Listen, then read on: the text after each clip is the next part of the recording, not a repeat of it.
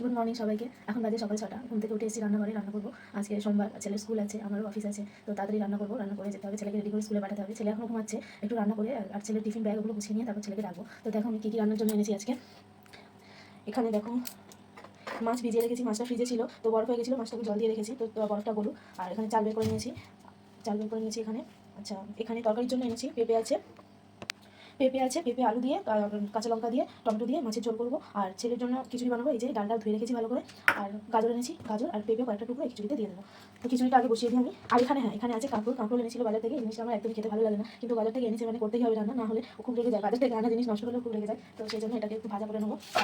আগে ছেলের জন্য খিচুড়িটাকে বসিয়ে দিই।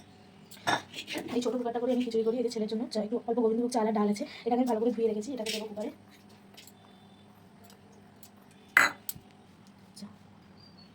দেখো খিচুড়িতে আমি দিয়ে দিয়েছি আর সবজি আর গাজর কুচি দিয়ে দিয়েছি। ঘরে দিয়েছি একটু সামান্য হলুদ গুঁড়ো, আর দেবো সরষের তেল দিলাম। তেলটা একটু বেশি করেই দেবেন, তেলটা দিলে একটু টেস্ট হয় খিচুড়িটা, তেল আর ডালটা। আর দিয়ে দেবো একটু নুন, দিয়ে দিলাম নুনটা। এটাকে দিয়ে বসিয়ে দেবো এভাবে। দেখো বসিয়ে দিয়েছি, কড়াইটা গরম হতে বসিয়ে দিয়েছি। মাছটাকে ধুয়ে নিয়েছি, ধোয়া ছিল কিন্তু বরফ থেকে বের করে ধোয়া করে রেখেছি। আচ্ছা, এবার মাছের মধ্যে একটু নুন দিয়ে দেবো, নুনগুলো মিশিয়ে নেবো। কড়াইটা একটু গরম হচ্ছে। এখানে আমি ভাতও বসিয়ে দিয়েছি একদিকে। কড়াই গরম হয়ে গেছে, কড়াইতে তেলটা একটু গরম হোক, একটু খুব ভালো করে গরম না করে তুলে দিয়ে। এই কুকারটা একটু খারাপ হয়ে গেছে, কুকারের উপরে একটা বাটির মতো ছিল, তো সেইটা উঠে গেছে। তো তারপর থেকে এরকমভাবে সিটি দিলেই এইভাবে জল বেরিয়ে আসে। মাছের মধ্যে মাছের মাথাটাও নিয়ে নিয়েছি। মাছের মাথাটা আমার মা খেতে খুব পছন্দ করে, তো সেই জন্য মাছের মাথা নেওয়া, নয়তো আমরা কেউ খাই না। মা যখন থাকে না তখনই মাছের মাথাটা হয় ডাল করে নিই, নয়তো পুষা কুমড়ো দিয়ে চচ্চড়ি করে নিই, বেশ ভালো লাগে খেতে। কড়াইটাও গরম হয়ে গেছে, আমি দিয়ে দেবো তেল।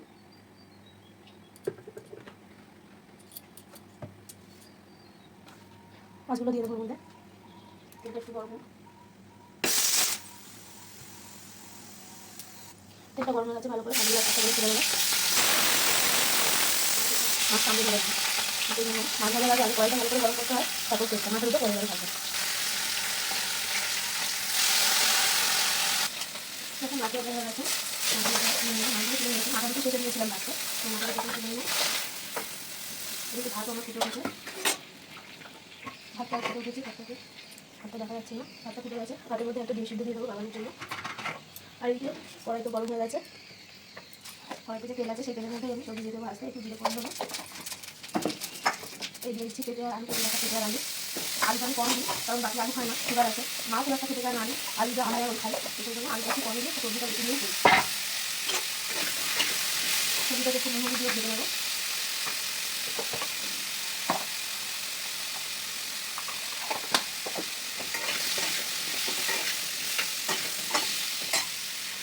এইভাবে দিয়ে নেবো কাঁচা লঙ্কা কাটার জন্য আমি শুধু কাঁচাটা ইউজ করি, কারণ কাঁচা লঙ্কা দিতে পারলে ভালো আমার আড্ডা করে। কাঁচা লঙ্কা ঝালটা একটু হাতে লাগিয়ে দিলে আমার একটু ভালো লাগে। তো সেই জন্য মাটিটা আমি আমার রান্নাঘরেই রাখা যাবে। মাটির মধ্যে খুব অসুবিধা হয়, কিছু প্যাকেট করে প্যাকেট বা কিছু প্যাকেট কাটতে।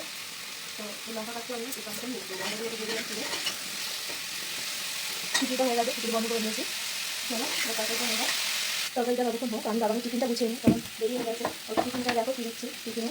অয়েল বিস্কুট এনেছে একটা, সেই অয়েল বিস্কুটটাই দেবো। অয়েল বিস্কুটটা দিলাম পরে।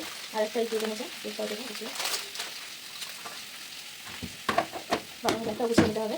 ওয়াটার বোতলটা দিয়ে রেখেছি, তো জল নিয়ে এসেছি ঘুরে বোতল থেকে, সেই জলটা দিয়ে দেবো। টিফিন গুছানো দিয়ে তরকারিটা ভাজা হয়ে গেছে, এটা আমি নুন হলুদ দিয়ে দিয়েছি। আর দিচ্ছি একটু জিরে গুঁড়ো, নুন হলুদ দিয়ে দিয়েছি। আগে তো দিয়েছিলাম, তারপরে আবার দিয়েছি, কষার সময় একটু দিতে হয়। আর দিয়ে দেবো গুছিয়ে রাখা টমেটোগুলো, কষাবো এটাকে।